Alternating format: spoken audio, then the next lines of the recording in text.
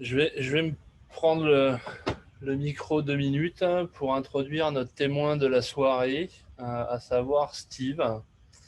Donc, Steve est un ingénieur en informatique qui est passé par une période de doute dont il va nous parler ce soir. Juste un petit rappel pratique, comme quoi le Seigneur nous parle de manière très différente à chacun d'entre nous. Dans le cas de Patrick, comme il nous l'a exposé, ça a été un courant électrique. Dans le cas de Steve, ça va être autre chose qu'il va nous partager maintenant. Dans mon cas, ça a été encore autre chose. Ne prenez pas pour argent comptant quelque part ce qui va être dit. Le Seigneur peut vous parler de milliers de façons, hein, comme on peut l'imaginer, il est tout puissant, donc il peut nous parler de la façon qui sera la plus adaptée à chacun d'entre nous. Voilà. Merci Steve de nous partager ce temps de témoignage. Donc je te laisse la parole. Ok, bonsoir à tous. Salut Steve. C'est toujours un plaisir, toujours un plaisir de passer du temps avec les frères et sœurs, de pouvoir encourager chacun. Euh, je sais que de ma position, je suis peut-être celui qui a encore le plus de choses à apprendre, mais j'ai aussi envie que les personnes puissent bénéficier des victoires que moi j'ai eues dans ma vie. Et ce témoignage que je vais partager n'est pas, on va dire, exhaustif. Donc, j'ai vraiment ciblé des parties de mon témoignage pour vraiment donner une direction à ce que nous allons partager ce soir. Aujourd'hui, j'aimerais parler d'une identité retrouvée. Donc, j'aimerais vraiment me focaliser sur toutes ces choses qui, petit à petit, peuvent construire de fausses identités. Ces choses, en fait, qui peuvent venir porter des coups à notre âme, c'est-à-dire à nos pensées, à nos émotions, au fur et à mesure que nous avançons dans la vie qui peuvent en fait un jour peut-être nous décourager totalement de suivre le Seigneur. Et donc j'aimerais vraiment partager voilà mon parcours, mon processus de comment est-ce que Dieu a pris soin de moi pendant ces moments qui ont semblé longs. Mais pour poser un peu le contexte, pour vous dire un peu d'où je viens, donc je suis originaire du Cameroun, je suis né au Cameroun et donc j'ai grandi là-bas, j'ai eu mon bac au Cameroun, j'ai fait ma première année de classe préparatoire là-bas et ensuite j'ai eu un concours pour venir étudier en France. Donc ça va faire 15 ans que je vis en France, que j'ai adopté ce pays carrément et que j'ai vraiment un cœur en fait pour voir des vies transformées ici, des hommes sauvés. Et pour être totalement honnête, mon cadre de vie au Cameroun n'était pas forcément l'idéal quand j'étais petit. Tout n'avait pas bien commencé.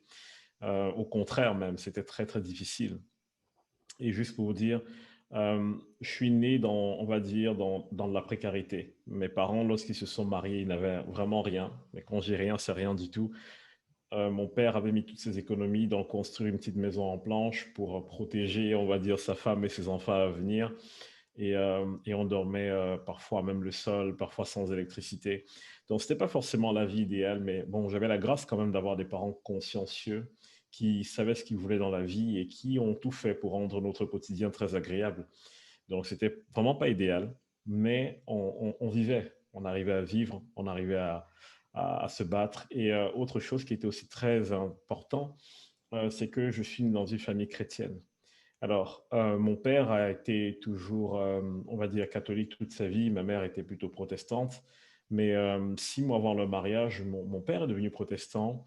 Et bon, je n'irai pas forcément dans les détails de pourquoi, mais il y a quelque chose qui s'est passé radicalement dans la vie de mon père à ce moment-là. Lorsqu'il est devenu protestant, il a radicalement changé son approche de la parole de Dieu. Et je pense que le Seigneur a vraiment touché mon père et il a commencé à avoir à cœur le ministère. Donc, mon père aussi est ingénieur et il fait un peu comme moi, il est ingénieur, mais il a eu une vie dans le ministère vraiment remplie. Il continue d'ailleurs à servir le Seigneur. Et mon père était vraiment en feu. Mon père, il allait partout dans les bus évangéliser, sur les places. Il consacrait une partie de ses week-ends à donner la parole de Dieu. Il allait à l'église, il étudiait la Bible. Mon père, c'est quelqu'un qui est carré. Il aime connaître les choses. Il va aller en profondeur. Ce n'est pas une personne qu'on va duper facilement. Si on lui dit quelque chose, il faut trouver le comment, le pourquoi. Donc, vous comprenez un peu d'où me vient mon héritage scientifique. C'est vraiment ce côté-là que mon père a cultivé chez nous. Et mon père, pour lui, vaudrait mieux faire quelque chose en sachant ce qu'on fait et pourquoi on le fait. Et donc, ayant grandi, enfin, étant né dans une famille convaincue, c'était quand même un cadre assez intéressant. Pas toujours évident pour un enfant de tout comprendre, mais c'était finalement une très bonne chose d'avoir des parents chrétiens. Et avant de vous parler de moi-même à l'état conscient, parlons un peu de moi qui était inconscient quand j'étais un bébé. Donc voilà, je suis né, comme je vous ai dit, dans cette précarité. Et quelque chose qui est assez surprenant, je pense, à dire, c'est que lorsque j'avais 10 mois, j'ai déjà partagé ce témoignage à d'autres endroits, et lorsque j'avais 10 mois, je suis mort, cliniquement mort. Donc oui, vous entendez très bien. Ouais. Donc c'est pas un zombie qui vous parle. Mais ce qui s'est passé, c'est qu'un soir, mon père et ma mère priaient et ils n'étaient vraiment pas à l'aise, ils n'avaient pas la paix et ils ne comprenaient pas pourquoi. Il y avait une pluie torrentielle, c'était juste et c'était terrifiant. Et cette nuit-là, ma mère a dit, j'ai le sentiment qu'il faudrait qu'on dorme avec les enfants. À l'époque, il n'y avait que ma grande sœur et moi qui étions nés, nous étions tout petits, on a 1 an d'écart, on était vraiment tout petits. Et, euh, et donc, mes parents nous emmènent dans leur chambre, ils nous mettent au milieu d'eux et ils s'endorment. Et nous tous on dort. Et au milieu de la nuit, ma mère se réveille pour juste vérifier si tout va bien. Et lorsque ma mère me touche, elle se rend compte que je suis froid et rigide. Et là, ma mère me retourne, elle voit en fait que j'avais de l'écume dans la bouche. Elle réveille mon père en crie, en pleurs, et mes parents constatent en fait à ce moment-là que je suis mort. Et je commençais déjà à avoir une rigidité cadavérique, donc ça faisait déjà un moment que, voilà, que j'étais décédé. Et mes parents étaient vraiment paniqués. Ils ne savaient pas quoi faire. Et ils se sont habillés, ils se sont dit, on va à l'hôpital rapidement, on va trouver une solution. Et avant de partir à l'hôpital, mon père dit quand même à ma mère, on met nos genoux par terre et on prie. Au point où on en est, on demande l'aide du Seigneur, on lui parle en premier. Et je crois que cette prière, c'est la prière la plus audacieuse que j'ai entendue de toute ma vie, la prière que mon père a faite à Dieu. Il a un peu mis Dieu face à ses responsabilités, façon de parler. Et mon père m'a dit que voici la prière qu'il a faite. Il a dit au Seigneur, je ne te connaissais pas, mais tu m'as donné de te connaître. Et depuis que je te connais, je te suis de tout mon cœur. Mais sache une chose, c'est que si cet enfant meurt, ce n'est pas mon nom qui sera sali, ce sera le tien. Et voilà comment mon père, à l'époque, a prié. Il faut savoir que mon père, voilà, il était chrétien, n'avait pas forcément été à l'école biblique. Il ne savait pas plein de doctrines, de théologie. Il savait plein de choses, mais il n'avait pas encore été, on va dire, pollué par l'ensemble des doctrines qui peuvent exister. Et mon père avait cette foi simple, où il se disait, si c'est écrit dans la Bible que Dieu peut le faire, Dieu va le faire. Point final. Et mon père croyait en la résurrection des morts. Et ce que mes parents m'ont dit, c'est que lorsque mon père a fait cette prière, avant même d'ouvrir les yeux, je les ai touchés tous les deux. J'étais assis sur le lit à les regarder étrangement. Et en fait, je croyais que mes parents jouaient à... je ne sais pas comment on appelle ce jeu-là. Je connais en anglais, mais pas en français. Pique-bouge, en cache les yeux. Et mes parents, moi, enfin, quand ils m'ont regardé, ils ont eu l'impression, moi, je pensais que c'était un jeu. Et pour mes parents, c'était juste extraordinaire. Et ça, c'était l'un des épisodes les plus marquants de leur vie et du coup de ma vie. Et mes parents ont vu pour la première fois une résurrection. Et ben, il se trouve que c'était moi. Bon, j'avais 10 mois, donc je n'ai aucun souvenir et je me suis toujours référé à ce que mes parents m'ont raconté. Et plus tard, je vous dirai pourquoi est-ce que cet épisode est vraiment important pour moi. Mais voilà le cadre dans lequel je suis né. Un cadre avec peu de moyens, mais beaucoup de foi. Et je grandis donc dans cet environnement et je fais face à, on va dire, la première chose qui va blesser mon âme. Forcément, quand on est à la maison, on ne se rend pas compte en fait de tout ce dont on est protégé. Sauf que je commence l'école comme tous les enfants et quand j'arrive à l'école, je comprends très vite que je ne fais pas l'unanimité et que je ne vais pas forcément être accepté. Et je pense que la première épreuve à laquelle j'ai dû faire face quand j'étais enfant, c'était au rejet. Et donc ce soir, ce que je vais faire, c'est que je vais partager mes témoignages avec vraiment de grands titres, montrer juste des épisodes de ma vie et prier de façon intermittente parce que je sais que tout ce que je vais citer aujourd'hui, il y a des gens actuellement qui sont en train de passer par là.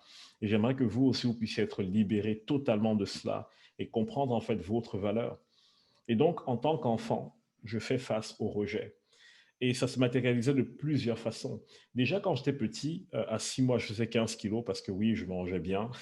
Après, c'est vrai, j'ai perdu du poids en grandissant, mais j'étais un gros bébé, j'étais un bon gros bébé. Et donc, j'arrive à l'école tout rond, avec mes petits joues. Et moi, je n'avais jamais fait face, en fait, à la méchanceté des autres enfants. Parce que pour moi, je ne savais pas que j'étais différent. Mais dès que j'arrive à l'école, tout de suite, on me pointe du doigt et les premières phrases que j'entends à mon sujet, c'est tu es gros. Et donc, ça veut dire quoi être gros à l'école? Et c'était juste bizarre, je ne comprenais pas. Et donc, en m'informant, en posant des questions, le petit garçon de 4 ans se rend compte en fait qu'il n'est pas dans la norme, qu'il ne ressemble pas à l'image de ce que la société veut. Et donc là, on a le premier rejet qui arrive. Et c'est pas évident en fait pour un enfant de 4 ans parce qu'il ne sait pas trop comment réagir, il ne sait pas trop quoi faire. Et et ça allait tellement loin que j'ai même commencé à subir en fait des brimades à l'école, où les autres enfants se liguaient contre moi pendant la récréation, je me faisais frapper, je me faisais arracher mes affaires, et comme j'étais forcément rond, je ne pouvais pas courir aussi vite que les autres. Et j'ai vraiment, c'est comme ça vraiment que mon contact avec l'école a commencé. Jusqu'au jour où ma mère s'est rendue compte que moi, qui étais toujours très enthousiaste à l'idée de partir à l'école, ben, je commençais à ne plus vouloir y aller, à pleurer tous les matins quand on m'amenait à l'école. Et je pense que ma mère ne savait pas trop bien ce qui se passait parce que je n'osais pas trop en parler à mes parents. J'avais un peu peur de représailles déjà à 4 ans. Et de l'autre côté, ma mère, tout ce qu'elle pouvait me dire à ce moment, c'est: écoute, je ne sais pas ce qui se passe à l'école, mais défends-toi. Il faut que tu trouves un moyen de te défendre. Mais ça, c'est difficile parce que euh, quand on a un enfant et qu'on se sent rejeté et qu'on est tout seul dans un coin, on a peur que ce rejet continue. Donc se défendre, c'est en d'autres sortes se mettre tout le monde à dos aussi. Et moi, je voulais juste pas me défendre. Alors ce que j'ai choisi comme solution, c'était d'accepter les brimades et de ne rien dire. Et au fur et à mesure que ça avançait à l'école, je me suis rendu compte aussi d'une chose, c'est que ceux qui racontaient de belles histoires, ceux qui avaient des goûters, ceux qui avaient beaucoup d'argent, c'était ceux en fait qu'on aimait bien à l'école. Et c'est là que commence en fait, je pense, très très tôt, la première déformation de mon identité. J'ai commencé en fait à m'inventer une vie. Je me suis dit, si j'ai envie qu'on m'accepte, il va falloir que soit je le prouve par la force, soit que j'ai quelque chose que tout le monde veut avoir. Et la première fois que je l'ai prouvé par la force, c'est lorsqu'un enfant, comme à leur habitude, est venu dans la cour de récréation me harceler, crier sur moi, me frapper. Et sous un accès de colère, j'ai pris une pierre et je lui ai frappé la pierre dans le visage, sauf que je lui ai crevé l'œil. Et pour moi, ça me faisait peur de voir tout le sang gicler, j'étais juste terrifié par ça. Mais en même temps, je voyais dans le regard des autres une forme de crainte. J'ai senti que là, on commence à avoir peur de moi. Et je me suis dit, ça y est, on va me respecter. Et donc, non seulement j'entretenais la peur, mais en plus de ça, je commençais à mentir. Je commençais à dire aux gens: ah, vous savez, ce week-end, mon père m'a amené à tel endroit, moi j'ai ceci, moi j'ai cela. En réalité, je me suis construit cette vie tout simplement parce que je voulais être accepté, parce que je voulais lutter contre ce sentiment de rejet. Le problème avec ça, c'est que ça ne résout pas le rejet. Ça ne nous enlève pas ce rejet. On l'a toujours et on le garde. Et on va commencer à se construire des vies encore et encore, aller de mensonge en mensonge. Parce qu'au final, si on a commencé à bâtir une identité sur du mensonge, on est obligé de la préserver parce qu'on aura honte que les gens le découvrent. Et j'aimerais m'adresser aux personnes qui, peut-être, toute votre vie, vous avez caché vos émotions, vous vous êtes construit une vie qui n'est pas vraie parce que vous avez toujours été rejeté. J'aimerais vous dire ceci. euh, le meilleur moyen d'être heureux dans la vie, finalement, c'est de se rendre compte de sa vraie valeur. Et si quelqu'un vous aime réellement et que la personne veut vraiment savoir qui vous êtes, la personne, peu importe ce qu'on dit ou peu importe l'impression que vous donnez, elle viendra vers vous. Et ce n'est pas la peine, en fait, d'altérer son identité. Ce n'est pas la peine d'embrasser ce rejet parce qu'on a envie d'être accepté par les autres. Ça n'en vaut pas la peine du tout. Et moi, en tant qu'enfant, je ne comprenais pas forcément ces choses-là. Mais j'ai eu la grâce d'avoir quand même des amis fidèles que je me suis fait au fil du temps. Mais souvenez-vous, malgré le fait que j'avais enfin des amis, le fait de mentir, le fait de m'inventer des vies est resté. Et j'ai continué à grandir avec ça.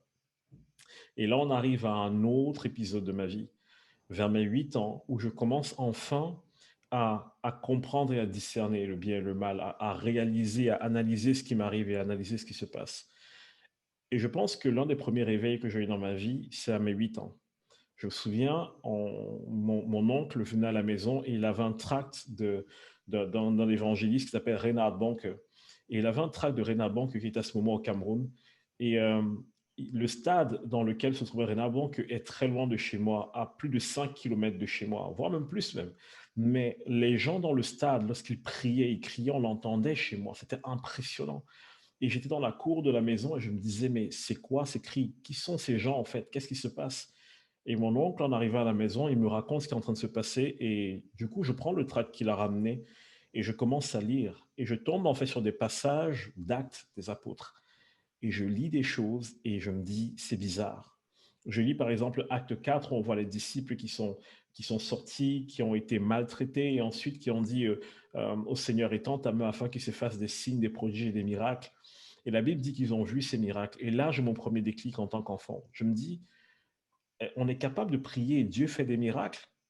Ça veut dire que si je prie et je demande des choses à Dieu, Dieu peut changer ma vie. Mais étonnamment, quand je regardais autour de moi, quand je regardais ce qui se passait, je n'avais pas l'impression de voir ces signes et ces miracles. Alors j'ai décidé de me dire ceci. Je me suis dit, soit ce que la Bible dit est vrai, soit c'est totalement faux, mais dans tous les cas, il faut que je trouve la vérité. Et j'ai commencé à 8 ans moi-même à me poser des questions, à vouloir explorer ce que disait la Bible. Donc l'un des premiers livres dont je suis conscient dans la Bible, c'est Actes des Apôtres. Et j'ai commencé à lire, et ensuite je suis tombé sur les psaumes, ensuite sur les proverbes, et je lisais de ces choses, et je me nourrissais de ça. Sauf qu'à cette époque, j'ai changé d'école. Là, j'étais en école primaire, et j'arrive dans une nouvelle école, une école privée. Là, mon père commençait enfin à gagner décemment sa vie, donc il pouvait vraiment nous mettre dans de bonnes écoles. Et j'arrive dans cette école, et je me rends compte que ces enfants-là sont plutôt nantis, ils ne sont pas forcément miséreux, ils n'ont pas grandi dans la galère, mais ils ont une attitude très bizarre. Ils sont très, très, très différents de moi. Et ça, c'est la deuxième chose que je pense qui blesse beaucoup de personnes, la différence. Avoir l'impression de ne jamais trouver sa place, avoir l'impression d'être quelque part au milieu de gens, mais se sentir un peu comme perdu au milieu de la foule. Et c'est un peu ce que moi, je ressentais à ce moment-là. J'essayais d'obéir à Dieu, mais j'avais l'impression que ce que je suivais comme principe, ce que je suivais comme chemin de vie, ne ressemblait pas du tout à ce que mes camarades de classe suivaient. Et ça fait très bizarre encore pour un enfant d'avoir l'impression d'être totalement décalé. Et c'était la deuxième fois de ma vie où je me sentais un peu perdu, je ne savais pas trop quoi faire. Et donc, je tombe sur le livre de Romains, tout petit. Je tombe vraiment sur Romains 12, verset 2, qui dit quelque chose d'extraordinaire. Ne vous conformez pas au siècle présent, mais soyez transformés par le renouvellement de votre intelligence, afin de discerner la volonté de Dieu, ce qui est bon, parfait et agréable. Ne vous conformez pas au siècle présent. Et dans ma tête, je me dis, OK, j'ai choisi de découvrir la vérité. Si je fais comme les autres, je ne saurais pas ce qui est différent. Alors, il faudrait que je choisisse. Soit je ressemble à la masse, soit j'accepte d'être différent. Mais être différent, ce n'est pas facile. Parce que dès que vous êtes différent, vous attirez le regard. Et si on ne vous aime pas, on vous pointe du doigt. Et ça a été très difficile. Cette période a été très difficile parce que forcément, étant différent, j'ai encore une fois de plus été marginalisé. Non pas parce que je faisais le mal, mais parce que je faisais le bien. Par exemple, quand tous mes camarades se liguaient pour faire des bêtises, moi, je refusais de faire partie du groupe. Et bien forcément, ben, vu que je refusais de faire partie du groupe, j'étais un peu celui sur qui on va taper, ou alors j'étais celui qu'on ne mettait dans aucun plan. J'étais celui qu'on n'invitait jamais à jouer. Et c'est allé hyper loin. C'est allé même à un point où je me souviens une fois, je suis allé pour jouer à un match de foot avec mes camarades à l'époque. On était exactement 22 garçons pour jouer. Et on était dans la cour et il y a deux jeunes hommes qui se sont dit, allez, on est les capitaines de l'équipe et on va choisir avec qui on joue. Et ils ont choisi à tour de rôle. Et lorsque j'étais le dernier qui restait à être choisi, ben, l'équipe qui était à 10, ils ont dit non, non, on préfère jouer à 10 plutôt que de jouer avec Steve. Et là, en tant qu'enfant, c'est juste déstabilisant. Je me suis dit, mais qu'est-ce que j'ai pu faire de mal pour qu'on ne veuille même pas jouer avec moi? Et c'était tellement difficile. Et c'était une leçon qu'on me donnait pour me faire comprendre que si je ne ressemblais pas aux autres, ben, je ne serais jamais accepté. Alors déjà que je luttais avec le rejet que j'avais connu plus tôt, il fallait maintenant que je lutte avec le fait d'être différent, le fait de vouloir plutôt marcher selon la parole de Dieu et non pas selon les principes de ce monde. J'avais 8 ans et pour un enfant de 8 ans, c'est très difficile. On ne comprend pas tout en fait, on est juste un peu perdu. Et je n'avais toujours pas ce réflexe d'aller me confier à mes parents parce que j'avais toujours un peu peur de les embêter ou toujours un peu peur de ne pas être compris, de ne pas être écouté. Et du coup, j'ai encore pris sur moi. Et je me souviens un jour, dans, dans ma détresse de gamin de 8 ans, je prends ma Bible et je lis Proverbe 4. Et je vais vous lire rapidement juste quelques versets en Proverbe 4. C'est très intéressant. Si vous voulez, lisez du verset 17 au verset 27. C'est hyper intéressant ce que ça dit. Mais verset 17, il est écrit, car c'est le pain de la méchanceté qu'ils mangent, c'est le vin de la violence qu'ils boivent. Le sentier des justes est comme la lumière resplendissante dont l'éclat va croissant jusqu'au milieu du jour. La voix des méchants est comme les ténèbres, ils n'aperçoivent pas ce qui les fera tomber. Mon fils, sois attentif à mes paroles, prête l'oreille à mes discours. Je vais m'arrêter là. Et moi, en tant qu'enfant, quand je lis ça, inconsciemment, je commence à m'approprier la parole de Dieu. Je commence à me dire, je pense que ça s'adresse à moi, surtout quand je lis mon fils, mon enfant. Et je me dis, OK, ça, c'est de moi dont il s'agit. Et j'ai commencé à avoir mes premiers moments de ma vie où je pleurais en secret, où j'allais me cacher pour pleurer, où je souffrais, mais je ne disais à personne. Et c'était vraiment compliqué. Donc déjà, j'ai lutté avec le rejet. Ensuite, se sentir différent, ne jamais se sentir à sa place, se demander parfois, Seigneur, pourquoi je suis là? À quoi est-ce que je sers? Est-ce que c'est vraiment, est-ce qu'il y a vraiment un intérêt que je sois sur cette terre, que je sois même vivant? Des questions à 8 ans allaient déjà très très loin dans ma tête. Et au fur et à mesure, je tiens bon, j'avance dans les classes et je vis un autre épisode de ma vie qui finalement a un peu la conclusion de ce que je viens de dire, c'est la solitude. Et quand vous n'êtes pas accepté, quand vous êtes différent, quand vous refusez de vous conformer, au fur et à mesure, vous commencez à connaître la solitude et vous comprenez très vite que si vous ne savez pas vous en sortir tout seul, ben, vous allez juste périr, vous allez juste y passer. Et le problème avec la solitude, c'est que on commence en fait à se perdre un peu. On n'arrive plus à avoir de vis-à-vis. Ma grande sœur, qui avait 1 an de plus que moi, était peut-être la seule vraie amie que j'avais à l'époque. J'avais d'autres personnes avec qui je pouvais jouer, mais je n'avais jamais ce sentiment d'avoir un vis-à-vis. Et je me suis rendu compte déjà très tôt, en primaire, qu'il y a une importance cruciale à avoir un vis-à-vis. Et avec le temps qui avançait, je me suis aussi rendu compte que je ne faisais plus confiance. Pourtant, je n'étais qu'un enfant. J'avais du mal à faire confiance. J'avais peur de faire confiance parce que j'avais peur de comment est-ce qu'on allait me traiter. J'avais peur qu'on se moque toujours de moi. J'avais peur de toutes ces choses. Et le plus simple pour moi, c'était juste de prendre du recul et de mettre une croix sur tout ce qui est amitié, d'accepter la solitude, de l'embrasser. Pourtant, ce n'est pas ce que Dieu avait prévu pour moi. Mais moi, c'était juste facile de faire ça, de construire une barrière, d'endurcir mon cœur. Et je sais que beaucoup d'entre nous, on est dans cette situation, même en tant qu'adultes, beaucoup traînent encore ça. Beaucoup d'hommes ont du mal à parler de leurs émotions. Pourquoi? Parce que ils ont souvent grandi avec cette pensée que l'homme ne pleure pas, l'homme ne se plaint pas, un homme doit tout supporter, doit tout endurer. Quand un homme grandit avec cette pensée, quand un homme grandit avec cette parole, toute sa vie, et qu'il se marie, il y a souvent un décalage. Et l'épouse peut être en colère parce qu'elle va se dire, mais toi, tu communiques jamais, tu dis jamais ce que tu penses. En fait, il n'a jamais appris à le dire parce que toute sa vie, on lui a dit qu'un homme ne peut pas se plaindre. Un homme ne peut pas pleurer. Et donc, quand un garçon grandit avec le fait qu'il n'a pas le droit d'accepter ses émotions, ça peut être catastrophique après pour les relations. Et moi, c'est comme ça que j'ai grandi. Au final, j'étais le petit enfant modèle qui aidait ses parents à la maison, qui était souriant. Mais à l'intérieur, j'étais juste meurtri, je me sentais seul. J'avais l'impression d'être perdu sur la terre. Et mes seuls amis à l'époque, à l'exception de ma grande sœur, c'était mes animaux. Ma mère, qui ne comprenait pas forcément tout ce qui m'arrivait, elle m'a demandé un jour, qu'est-ce que tu veux pour ton anniversaire? Et je lui ai dit, ça fait un moment que je veux des cochons d'Inde. Donc ma mère est allée m'acheter 5 cochons d'Inde. Je vais toujours me souvenir, 2 mâles, 3 femelles. Et j'ai appris en lisant des livres sur les animaux, comment m'en occuper. Et petit à petit, j'ai commencé à créer ma ferme dans la cuisine de ma mère. Ça, c'était pour moi mon moment de récréation. Lorsque je rentrais après l'école et que j'allais donner à manger à mes animaux. Au début, j'avais ces 5 cochons d'Inde qui très vite ont commencé à piluler et se reproduire.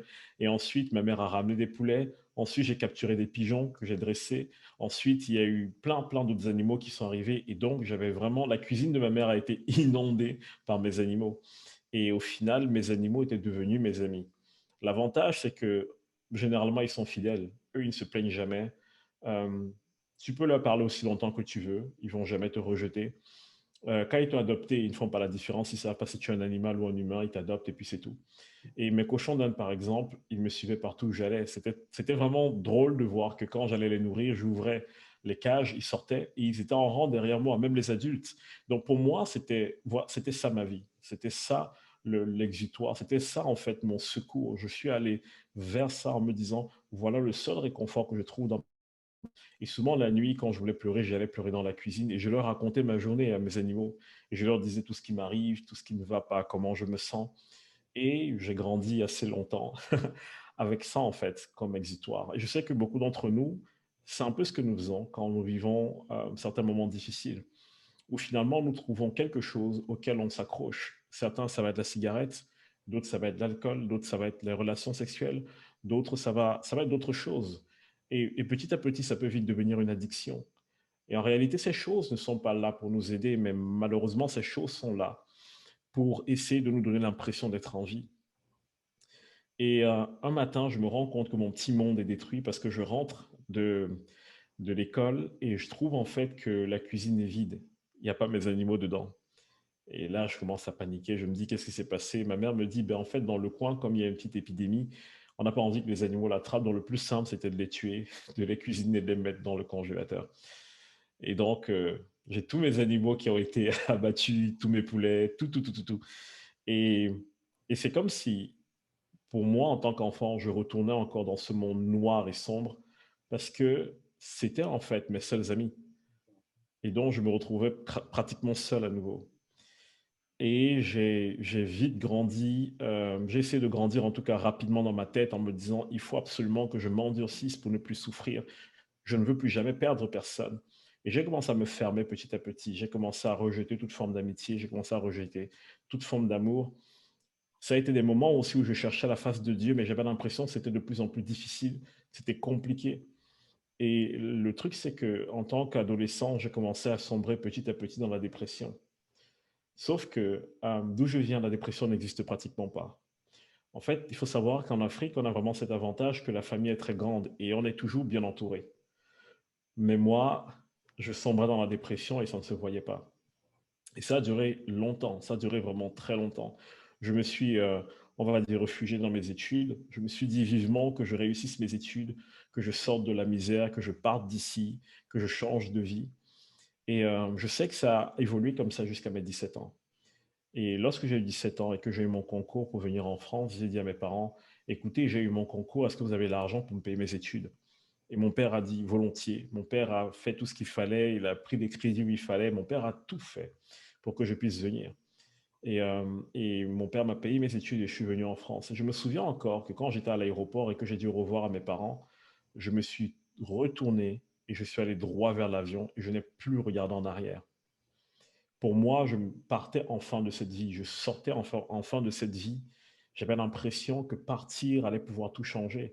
Les 17 premières années pour moi, c'était catastrophique et je voulais juste partir. Et je ne sais pas pour vous, mais c'est très étrange en fait que votre enfant vous dise au revoir, il se retourne, il fait même pas un bail de la main ou quoi que ce soit, ou même pas une larme. Non, je suis vraiment parti. Et je suis arrivé en France et je me suis dit, ça y est, enfin, je suis libre. Mais en réalité, je n'étais pas libre du tout. Parce que j'avais beau quitter mon pays, j'avais beau quitter mes problèmes, en fait, je croyais que je les avais laissés, mais je les ai emmenés avec moi parce que c'était devenu qui je suis. Je suis arrivé en France et me faire des amis était juste difficile. Ma première année de vie en France, je n'avais pas d'amis. Je n'arrivais pas à me faire des amis.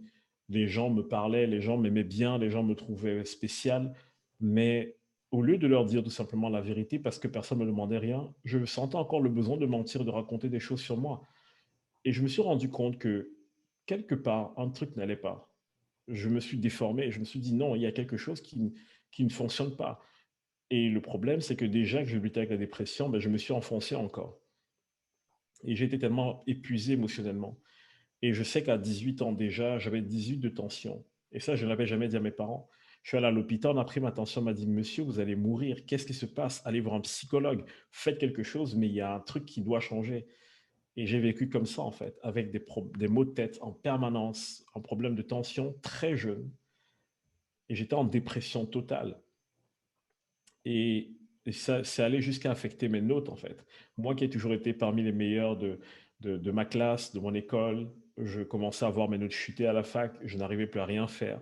J'ai raté toutes mes matières du premier semestre quand je suis arrivé et c'était juste une catastrophe. Et je sentais juste que ma vie était en train d'aller à la dérive et je ne savais plus comment me battre.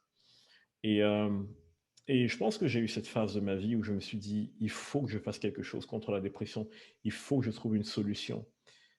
Et je sais qu'un jour, je vais dans une église réformée que je fréquentais à l'époque. J'habitais Le Mans et je vais à l'église réformée. Et, euh, et je suis assis au fond. J'écoute le pasteur, mais un peu distrait. J'écoute pas totalement. Il faut savoir qu'à l'époque, j'allais à l'église parce que c'est ce qu'on m'a toujours enseigné. Je n'avais plus aucune passion pour l'église. Je n'avais plus aucune passion pour Dieu. J'avais juste ce devoir religieux et la peur du jugement de Dieu si je n'allais pas à l'église. Et j'entends ce verset, Jérémie 29, 11 à 14.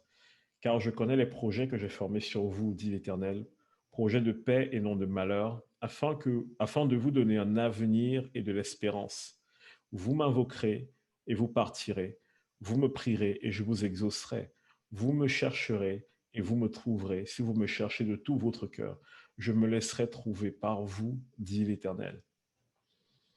Et moi, j'entends ça et je me dis, Dieu a formé des projets sur ma vie, des projets d'espérance, et je me rends compte que depuis petit, j'avais perdu déjà de l'espérance, j'avais perdu l'espoir. Je savais que je voulais aller quelque part dans la vie, mais je ne savais même plus si c'était possible. J'avais perdu en fait le bonheur. Dieu me dit qu'il a prévu des projets de paix, mais j'ai tout dans ma vie sauf la paix.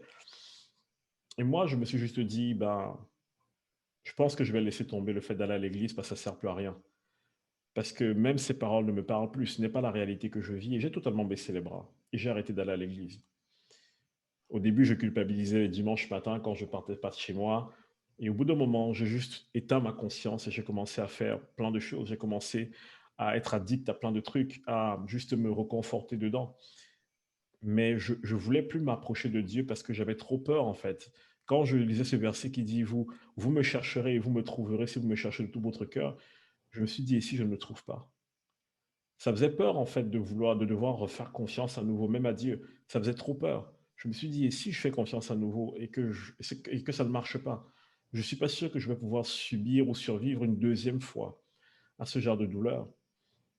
Et à un moment donné, j'ai reçu un autre message avec un verset ça m'a travaillé ce verset, mais j'ai continué à endurcir mon cœur et j'ai continué à ne pas vouloir écouter. C'est dans Ésaïe 41, verset 10. Ne crains rien, car je suis avec toi. Ne promène pas de regard inquiet, car je suis ton Dieu. Je te fortifie, je viens à ton secours. Je te soutiens de ma droite triomphante. Je dis, ok, je comprends, mais Seigneur, j'ai trop peur en fait. Et je crois que ça a été un épisode de ma vie où j'ai appris à faire des prières de vérité. Beaucoup d'entre nous, en tant que chrétiens, je pense qu'on ne prie pas toujours en vérité. On prie avec de belles phrases. On essaye d'avoir une prière éloquente. Dieu s'en fiche des prières éloquentes. Si ce que je dis de ma bouche n'est pas en accord avec ce qu'il y a dans mon cœur, en fait, ce que je dis, c'est de la fausseté. Et ça a été une période de ma vie où j'ai juste dit au Seigneur, je vais être honnête avec toi. Je n'arrive plus à croire à tout ça. Je n'arrive plus à croire à tout ce que tu me dis. Je crois que tu existes, mais je n'arrive plus à croire à toutes ces choses. Tu me dis de ne pas avoir peur, tu me dis de ne pas être inquiet, mais regarde ma vie. Mes notes vont mal. Et pour la première fois de ma vie, je sentais que j'allais rater une classe. Je n'avais jamais échoué de toute ma vie. Et je me dis, là, je vais perdre l'amour de mes parents. Là, je vais perdre la considération dans ma famille. J'ai dit au Seigneur, mais en fait, de quoi tu me parles? De quoi tu me parles? Parce que ma vie à l'heure actuelle ne ressemble en rien du tout à ce que tu promets dans la parole. Après avoir vécu le rejet, après avoir vécu le sentiment de différence, la solitude, la dépression, me voilà en fait qui est juste une crise identitaire. Je ne sais plus qui je suis, je ne sais même plus où je vais. Je suis juste perdu. Je passe mes journées à être seul dans ma chambre. Je mets même difficilement la lumière. Je suis juste devant mon écran d'ordinateur. Je vais en cours parce que j'ai peur que mon père découvre que je ne suis pas allé, mais en réalité, je ne revisais même plus. Je suis juste entré dans une forme de dépression et je me suis enfoncé. Et ça a duré un moment donné. Et c'était très étrange parce que Dieu me sauvait toujours la mise au degré près, à la chose près. Je me souviens que j'ai raté mon année de deuxième année de licence, mais la prof principale m'a dit, j'ai confiance en toi, je suis sûr que tu peux y arriver, va quand même en troisième année. Donc, je me suis inscrit en L3, sachant que j'avais 2 semestres à rattraper. J'ai raté mon premier semestre de L3. Là, ça me faisait 3 semestres à rattraper. Je me suis battu de toutes mes forces et j'ai réussi mon semestre, mon deuxième semestre de L3. Et là, je dois aller au rattrapage. Je vais au rattrapage avec 33 matières. Je devais réussir à la fois ma L2 et ma L3. Et là, je me dis, c'est absolument impossible. Je vais juste me concentrer sur mon premier semestre de L3 et l'année prochaine, je reprends ma L2 pour valider. Je suis pas sûr que je peux y arriver. Mais j'avais vraiment le sentiment, même dans mon sommeil, qu'il y avait cette petite voix qui me disait, fais-moi confiance, essaye et fais-moi confiance. Et j'ai un de mes camarades de classe qui vient me voir et qui me dit, Steve, je sais que tu es capable d'y arriver, mais j'ai l'impression que tu as baissé les bras. Et il a réuni une bande de gars et de filles. Il m'a dit, on a tous majoré dans une des matières. Et chacun d'entre nous va te coacher dans la matière où il a réussi et toi tu as échoué. On va te coacher pour que tu y arrives. On a 2 semaines pour préparer 33 matières. Et pendant 2 semaines, des gens qui n'étaient même pas à la base mes amis, des gens que j'ai connus juste comme ça à la fac, venaient se relayer chez moi tous les jours pour me faire réviser. J'apprenais tous les jours, je passais toutes mes journées en train de réviser. Et j'étais tellement choqué parce que toute ma vie, j'ai vécu le rejet, j'ai vécu j'étais en décalage avec les autres. Et là, il y avait des gens qui voulaient juste se battre pour moi, qui voulaient juste me voir réussir. Et ça a été tellement, tellement, tellement compliqué. Et 2 semaines où je dormais à peine 5 heures par nuit et je passais tout le temps à réviser. Et finalement, je suis allé, j'ai passé mes rattrapages et vous imaginez 33 matières à passer sur 10 jours. Ça veut dire qu'en fait, Dieu avait bien fait les choses. Aucune matière ne tombait en même temps que l'autre. Certaines se chevauchaient. Donc, par exemple, des épreuves où j'avais 2 heures devant moi, je devais les faire en 1 heure et demie parce qu'il y avait un autre rattrapage qui commençait et il fallait que je termine avant. Et j'ai juste travaillé comme un fou d'arrache-pied pendant tous ces jours. J'ai composé toutes mes matières. Et le jour des résultats, j'étais pas à l'université et mes amis m'appellent, enfin mes amis, ces gens qui sont battus pour moi, eux, ils me voyaient comme un ami, mais moi, j'avais gardé mon cœur de toute amitié. Et ils m'appellent et ils me disent, écoute, on sait que tu as un peu peur, on va aller regarder les résultats pour toi et on te dit en live si tu as réussi. Et ils vont à l'université, ils voient que j'ai réussi ma L3. J'ai réussi à valider mes matières de L3 du premier semestre. Et là, je suis très content. Et ils vont regarder les notes de L2 et j'entends du silence à l'autre bout du téléphone. Et là, je comprends que j'ai pas eu ma L2. Je comprends que c'est mort en fait. Pour la première fois de ma vie, j'avais échoué une classe et donc je devais reprendre ma L2. Sauf que au moment de raccrocher, il y a un qui crie attendez, il y a un prof qui arrive avec une feuille entre ses mains. Et le prof, il arrive, il affiche une feuille et il n'y a que mon nom sur la feuille. J'étais le seul dont j'ai été repêché et j'ai réussi à avoir ma L2. Et là, je me suis dit, mais par quel miracle j'ai eu ma L2. J'étais tellement reconnaissant, mais je ne savais pas finalement envers qui. Et à ce moment-là, je boudais un peu Dieu, mais quelque part, j'avais l'évidence que Dieu avait agi en ma faveur. Et j'avais réussi avec 10,00. Et je me suis dit, mais comment c'est possible? Et en fait, Dieu m'a encore fait un clin d'œil extraordinaire. Non seulement à ce moment-là, il m'a amené des gens qui étaient capables de prendre soin de moi, de vouloir m'aider, que je n'appréciais même pas forcément, mais qui étaient là pour moi. Mais Dieu a fait en sorte que le prof qui me faisait le plus peur, je pensais même que ce prof me détestait, que ce soit lui qui me sauve la mise. En fait, lorsque mes notes sont sorties, ils ont tous débattu. Ils se sont dit, Steve, il lui manque un demi-point pour réussir, pour avoir sa L2. Pour un élève qui avait 33 matières à rattraper, il a fait un parcours exceptionnel. Et mon prof d'électronique, qui était celui que je pensais être le tyran, il a dit, j'accepte de lui donner un demi-point pour qu'il réussisse. Et quand on m'a dit que c'était le prof d'électronique qui m'avait sauvé, je me suis dit, c'est pas possible. C'est l'homme à qui je ne veux même pas parler, c'est l'homme que je ne veux pas voir. Ça ne peut pas être lui. En fait, pour moi, c'était un ennemi dans ma tête. Je me dis, ça ne peut pas être mon ennemi qui me sauve. C'est pas possible. Mais je me suis rendu compte d'une chose à ce moment-là. Je me suis rendu compte que même pendant cette période où je me suis détourné de Dieu, où j'ai résisté à Dieu, où je me suis enfermé, j'ai endurci mon cœur, Dieu n'a pas arrêté de chercher. Dieu n'a pas arrêté de courir après mon cœur, de m'envoyer des personnes pour prendre soin de moi. Il n'a jamais arrêté. Mais j'étais trop dans mes blessures et trop dans mes peines pour le voir. Mais Dieu ne s'est jamais arrêté de chercher et de courir après mon cœur. Et à ce moment-là, je me rends compte en fait que peut-être qu'il faudrait que je donne une deuxième chance à l'amitié, que je laisse peut-être des personnes s'approcher de moi. Et là, j'ai commencé à me faire de nouveaux amis. J'ai recommencé à sortir de chez moi, j'ai recommencé à passer du temps avec des gens. C'était juste très beau, c'était extraordinaire. Je suis tombé amoureux. Ça se passait très bien. Ça se passait très très bien. Sauf que euh, cette fille dont je suis tombé amoureux n'a pas été honnête avec moi. Et on avait même planifié notre mariage. Là, c'est déjà des années plus tard. J'avais l'impression que ma vie recommençait à prendre une certaine direction. Et je me rends compte, un peu avant notre mariage, qu'il y a plein de choses où elle n'a pas été honnête, plein de choses aussi où malheureusement je n'avais pas compris, que je n'avais pas vu, plein de choses qui devaient être traitées. Et ça m'a plongé dans une deuxième dépression. Je me suis rendu compte en fait que finalement, tout était perdu. Je me suis senti trahi, je me suis senti abandonné. Tout le monde m'accusait, me condamnait en me disant, ben, en fait, c'est ta faute si ça n'a pas marché.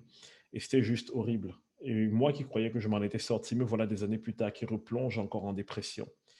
Et j'ai tellement plongé en dépression que ça affectait même mon corps. Je commençais à perdre un peu la vue de l'œil gauche.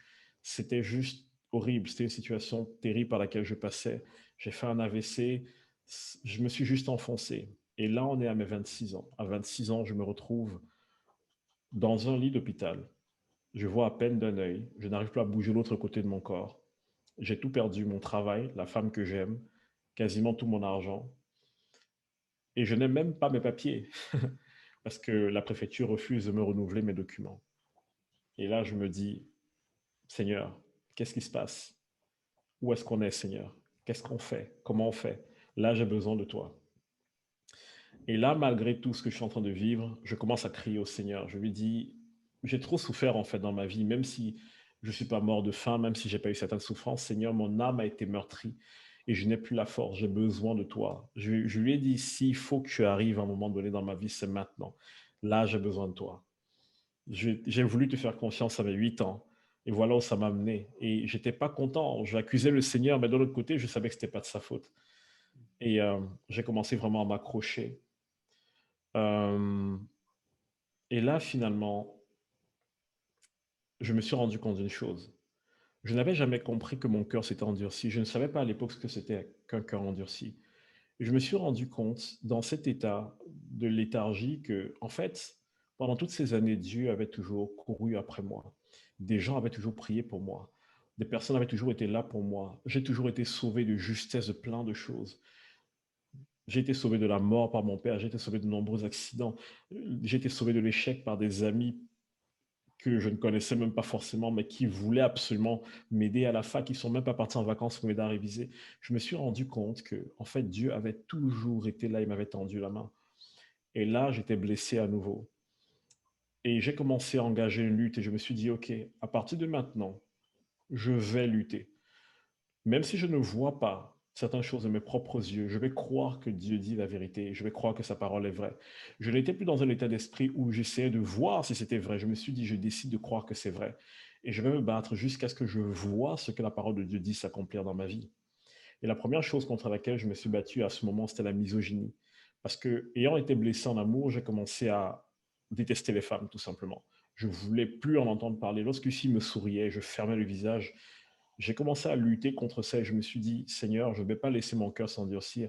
Ça m'a pris 1 an de prière, 1 an dans la parole, 1 an à chercher la face de Dieu, 1 an à confesser.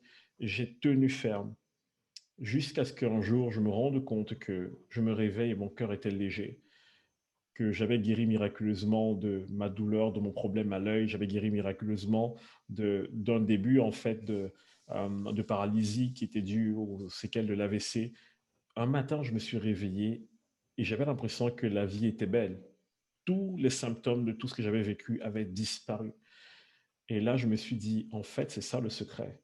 Je ne peux pas regarder à ce qui se passe autour de moi pour bâtir ma foi. Je bâtis ma foi sur la vérité et je la poursuis de tout mon cœur jusqu'à ce que j'ai les résultats. Ce que Dieu dit est la vérité. Et donc, j'ai choisi ce jour-là d'appeler toutes les personnes à qui j'en voulais, toutes les personnes qui m'avaient blessé. Et je les ai appelés en leur disant, hey, en fait, je t'appelle pour te dire que je ne t'en veux plus et je te pardonne. Je te pardonne pour ce que tu m'as fait. J'ai appelé cet ex et je lui ai dit, je te pardonne, tu ne me dois plus rien. À partir de maintenant, sois libre. fais ce que tu veux de ta vie, mais je voulais absolument te dire que je te pardonne et je te libère.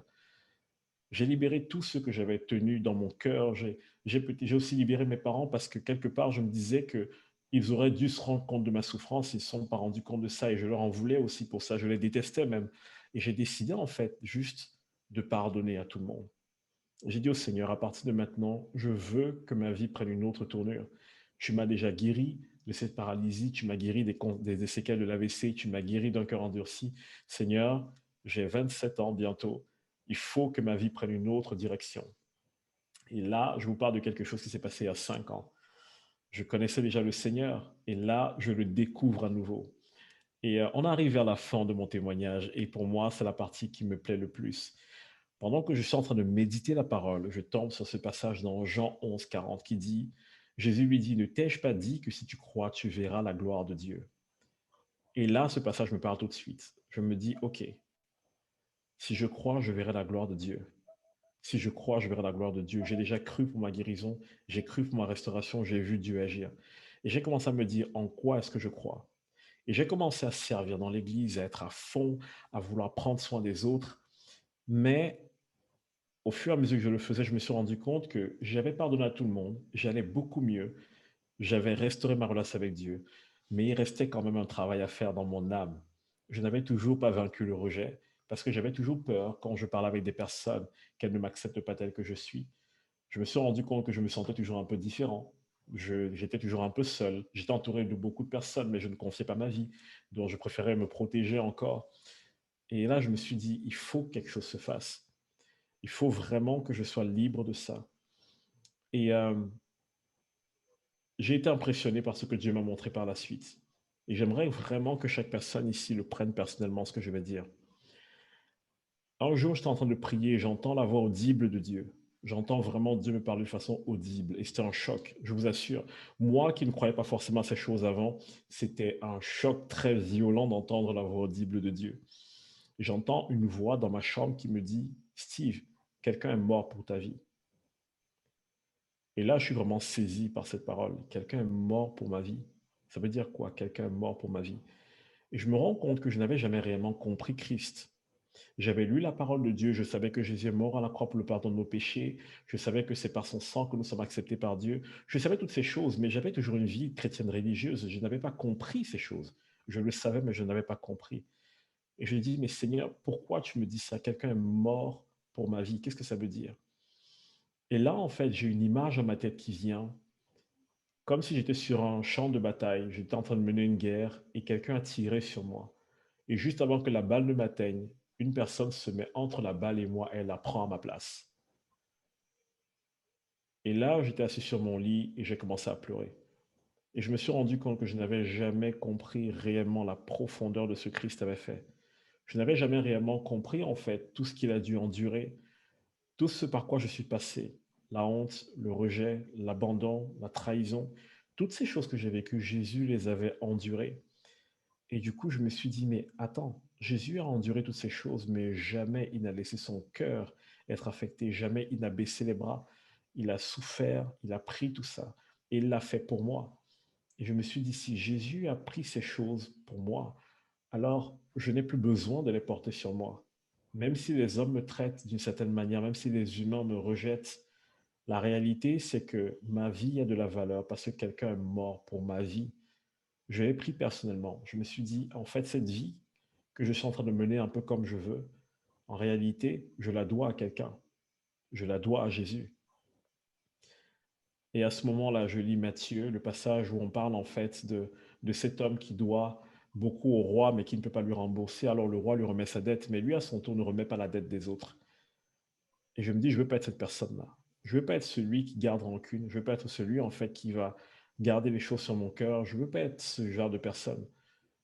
Et là, j'ai vraiment prié, j'ai cherché la face du Seigneur. Je lui ai dit, libère-moi de ça. Je veux que tu me libères définitivement des séquelles, des conséquences du rejet, des conséquences de l'abandon, des conséquences de la solitude. Libère-moi de toutes ces choses, Seigneur. Et je ne voulais plus être la personne que j'étais. J'ai dit, Seigneur, si quelqu'un est mort pour ma vie, ça veut dire que ma vie a un but, ma vie a un sens. Et j'ai envie de vous dire ça aujourd'hui. Quelqu'un est mort pour votre vie, mes amis. Et si cette personne est morte pour votre vie, c'est parce qu'elle estime que votre vie a un sens. Je me suis aussi rendu compte d'une chose. Au travers de cette quête, au travers de cette étude, je me suis rendu compte que, en fait, l'amour que Dieu m'a porté depuis le début était sans condition. Parce que j'avais fait plein de bêtises, je lui avais tourné le dos, je l'avais rejeté. Mais il n'a jamais arrêté de m'aimer. Donc, au final, l'amour de Dieu n'a jamais été fonction de ce que moi je pouvais faire. Et ça aussi, ça m'a marqué. Ça aussi, ça m'a touché. Regardez ce qui est écrit dans Romains 5, 6. Car lorsque nous étions encore sans force, Christ est mort en son temps pour des impies. Car à peine mourrait-on pour un juste. Peut-être se résoudrait-on à mourir pour un homme de bien. Mais Dieu fait éclater son amour envers nous en ce que lorsque nous étions encore des pécheurs, Christ est mort pour nous. Et là, j'ai mon deuxième déclic. Christ est mort quand j'étais encore un pécheur. Du moins, je n'étais pas encore né. Mais l'amour de Christ s'est vu quand j'étais encore pécheur. Et je me suis dit, mais qui aime comme ça? Quel est ce genre d'amour en fait? C'est juste pas possible. On ne peut pas m'aimer comme ça. Ce n'est pas juste. Voilà ma phrase ce jour-là. Je me suis dit, dans des pleurs, je dis au Seigneur, ce n'est pas juste. Tu ne peux pas mourir pour quelqu'un comme moi. Je n'en vaux pas la peine. Et la réponse de Dieu, c'était, peut-être que tu en vaux la peine, mais tu ne le sais pas encore. Et là, ça m'amène à mon troisième point. J'entends cette phrase du Seigneur qui me dit, ta vie a un prix, ne la brade pas. Ta vie a un prix, ne la brade pas. Et là, le Seigneur m'amène dans Ésaïe 43, versets 3 à 5. Car je suis l'Éternel, ton Dieu, le Saint d'Israël, ton Sauveur. Je donne l'Égypte pour ta rançon, l'Éthiopie et Saba à ta place. Parce que tu as du prix à mes yeux, parce que tu es honoré et que je t'aime, je donne des hommes à ta place et des peuples pour ta vie. Ne crains rien, je suis avec toi. Et je ne sais pas si vous vous rendez compte, mais la façon dont ça se termine, ça me rappelle autre chose. Ésaïe 41, 10, qui commence par ne crains rien, car je suis avec toi. Ne promets pas de regards inquiets, car je suis ton Dieu. Je te fortifie, je viens à ton secours, je te soutiens de ma droite triomphante. Et me voilà dans ma chambre en train de pleurer. Et j'ai pleuré pendant des jours. Et je me suis dit, mais Seigneur, ce n'est juste pas possible. Quelqu'un est mort pour ma vie, littéralement. Tu m'as aimé sans condition, même quand je ne voulais plus rien savoir de toi. Et aujourd'hui, tu me dis que ma vie a du prix à tes yeux. Et pour moi, c'est déstabilisant. C'était tellement déstabilisant d'accepter cet amour parce que le réflexe que j'avais, c'est, ben, si j'accepte un tel amour, Dieu me demandera certainement quelque chose en retour. Et je me suis rendu compte en fait que Dieu ne me demandait rien en retour. Parce qu'en fait, cet amour que Dieu a donné à la croix, que Jésus a payé à la croix, il l'a payé à la croix avant que quiconque d'entre nous ne vienne au monde. Quand Jésus est mort à la croix, les amis, il vous avait en tête. Jésus a été abandonné, il a été rejeté, il a été humilié, il est allé à la croix. Pourquoi? Il aurait pu s'arrêter et dire, OK, j'en ai marre, j'ai fait des miracles, j'ai guéri des personnes, j'ai sauvé des personnes, et voilà comment elle me remercie. Non, Jésus s'est dit, si je ne vais pas au bout de ma mission, il y a des gens là, dans quelques temps, qui ont besoin de bénéficier de ça, mais qui ne pourront pas bénéficier de mon salut. Il y a Christian qui aura besoin de moi, il y a Anne-Marie qui aura besoin de moi, il y a Marthe qui aura besoin de moi, il y a Ida qui aura besoin de moi, Jean-Louis aura besoin de moi. Et Jésus, en fait, nous avait en tête à ce moment-là. Jésus s'est dit, il y a Steve un jour qui aura besoin de ce salut, et je vais payer le prix dès maintenant pour qu'il n'ait plus jamais besoin de se poser la question de savoir, est-ce que je peux recevoir ce salut? Qu'il n'ait jamais à se dire qu'il n'est pas assez bien, qu'il n'est pas assez qualifié, qu'il n'a pas assez ceci ou cela pour recevoir ce salut. Et j'ai juste accepté ce salut ce jour-là. Je suis né de nouveau à nouveau. Et j'étais en train de pleurer. Et je me suis dit, mais Seigneur, c'est quoi cet amour? Ça n'existe pas. Et quelque temps après, le Seigneur me parle, il me donne le passage de Luc 22, 32. Il me dit, voici ce que Jésus dit, et je l'ai pris pour moi. Mais j'ai prié pour toi, afin que ta foi ne défaille point. Et toi, quand tu seras converti, affermis tes frères. Et à ce moment, je me dis, OK, je ne peux pas juste être né de nouveau pour rien. Je ne peux pas juste être sauvé et me dire, OK, ça y est, j'ai accepté Jésus comme Seigneur et Sauveur, et puis c'est tout, je vais à l'église, je rigole, je vis ma vie. J'ai dit au Seigneur, maintenant que tu m'as racheté, montre-moi ceux qui ont besoin d'être rachetés et je vais aller avec toi les chercher.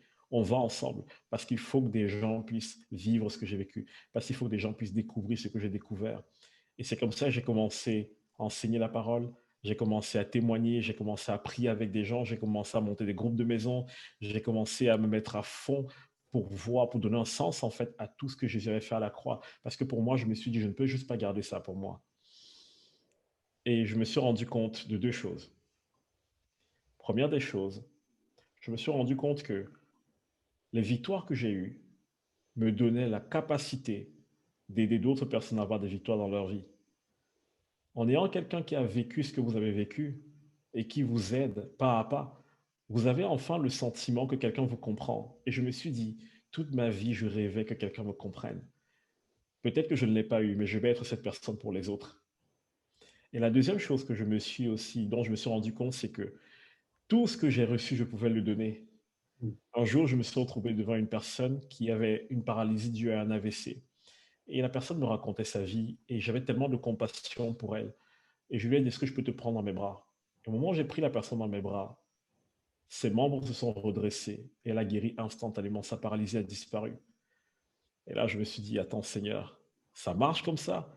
Aimer les personnes et vouloir juste leur donner ce qu'on a reçu, ça marche comme ça? Et à ce moment-là, ma main est devenue un aimant qui veut toucher tout ce qui passe. Et c'est là, en fait, que mon aventure du surnaturel a commencé avec le Seigneur, où j'ai commencé à avoir des sourds entendre, où j'ai commencé à avoir des guérisons surnaturelles. Je ne dis pas qu'aujourd'hui j'ai 100% de guérison pour tous ceux pour qui je prie, mais je suis en chemin. Et je crois que ce n'est pas que mon héritage. Et j'ai compris ce que le Seigneur me disait. Il m'a dit, maintenant que toi, tu es converti, maintenant que tu as vu mon amour, maintenant que tu as vu ma grâce, maintenant que tu as vu ma gloire, maintenant que tu as vu ma puissance, va affermir les autres. Va leur montrer que c'est possible de vivre cette vie-là. Va leur montrer qu'il y a un Dieu qui les aime et qui peut les guérir. Et je ne sais pas où vous êtes actuellement, je ne sais pas qui vous êtes, qui entend ces messages, mais j'ai envie de vous dire ceci. Si là où vous êtes maintenant, vous souffrez de quelque chose, la question n'est pas est-ce que Dieu veut vous guérir. Dieu a déjà payé le prix par Jésus-Christ. Et je proclame maintenant que vous receviez votre guérison, parce que le Dieu qui m'a guéri n'a pas changé. Et s'il l'a fait pour moi, il va le faire pour vous, parce que Dieu n'a pas de favoris. Il ne fait pas de favoritisme. J'ai vu des centaines de guérisons depuis que j'ai eu cette révélation. Et je me dis, Seigneur, maintenant, je veux que d'autres personnes le vivent, parce que ce n'est pas juste mon héritage, c'est l'héritage que tu destines à tous les enfants de Dieu. Donc, je suis toujours en chemin. Je suis ce petit garçon qui est né dans la pauvreté. Je suis ce garçon qui a toujours cru en fait que ses souffrances, ses blessures étaient son héritage. Mais aujourd'hui, je suis cet homme qui se rend compte que Dieu a un avenir glorieux pour lui et qui commence à vouloir marcher dans cette gloire. Et j'ai cette intime conviction que cette même gloire est l'héritage de chacun d'entre vous. Donc, je vous remercie de votre attention et s'il y a des questions, n'hésitez surtout pas. Merci Est-ce que Steve. tu aimerais, Jean-Philippe, que je prie pour les personnes avant? On, on aura un temps de prière par la suite. Ok. Une petite conclusion par Patrick. Voilà. Merci Steve pour ce témoignage vraiment merveilleux que de pu voir vraiment la fidélité de Dieu malgré des moments où tu n'y pensais pas forcément et ces personnes qui mis autour de toi pour que tu puisses réussir des examens ou autres. Et c'est aussi quand on t'écoute et quand on te voit, Seigneur, enfin, ici, pardon, c'est aussi que tu es en recherche de vérité et d'amour. Et ça, c'est important. Et tu as trouvé celui qui est au-dessus de tout nom. Et c'est lui qui est venu à toi aussi. Et c'est vraiment merveilleux. Et je sais quelque chose qui m'a un peu. Où je suis heurté, c'est quand tu as parlé de tes animaux, là, que tu t'étais réfugié dans tes animaux.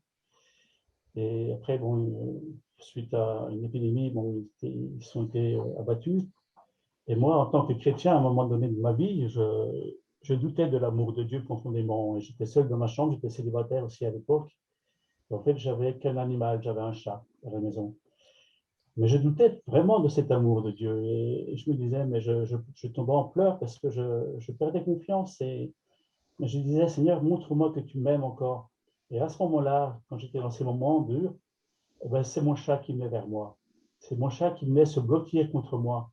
Et c'est là que j'ai compris que Dieu, à travers ce chat, se manifestait son amour aussi. Là, c'est tout à fait différent. C'est là qu'on voit la manière dont Dieu peut se manifester aussi dans.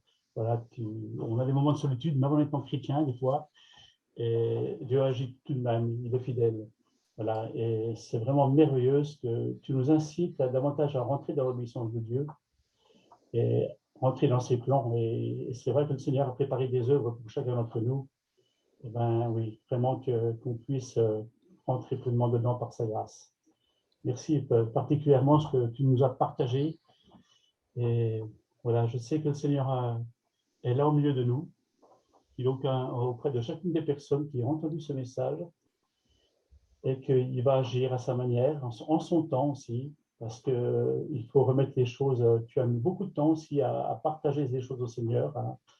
Ben, je crois que c'est un cheminement que chacun doit faire et tu nous en as montré l'exemple quelque part et surtout la gloire de Dieu à travers ta vie. Voilà, alors je vais te remercier particulièrement, remercier chacun d'entre vous qui va entendre cela. C'est une, comment dire, c'est une joie parce que vraiment, si vous êtes là, c'est une invitation de la part du Seigneur, je crois. Et il veut faire continuer à marcher avec nous. Et surtout que c'est aussi comment dire, un cheminement où on apprend aussi par nos échecs, on apprend aussi parce que le Seigneur nous relève à chaque instant. Voilà. Alors, merci pour chacun d'entre vous qui est venu nous écouter. Merci pour aussi on est nombreux, quelques-uns de CTM au niveau de la région. Je vois Jackie, je vois Patrick, je vois Didier Amiez aussi, d'autres amis, Anne-Marie. Ils sont aussi d'autres personnes qui sont membres de CTM au niveau de la Franche-Comté. Voilà, merci pour chacun d'entre vous aussi, pour votre présence, votre soutien. Et écoutez, je ne sais pas s'il y avait des personnes nouvelles qui découvrent Chrétien Témoin dans le monde. Si vous voulez simplement manifester votre venue pour la première fois, pourquoi pas? Vous pouvez très bien dire, bah oui, c'est la première fois que je viens. Voilà, si vous voulez simplement dire, ben écoutez, oui, je sais pas. Je vois aussi qu'il y a Jean-Claude qui est là, oui, qui est membre de Montbéliard au CPM aussi. Salut Jean-Claude.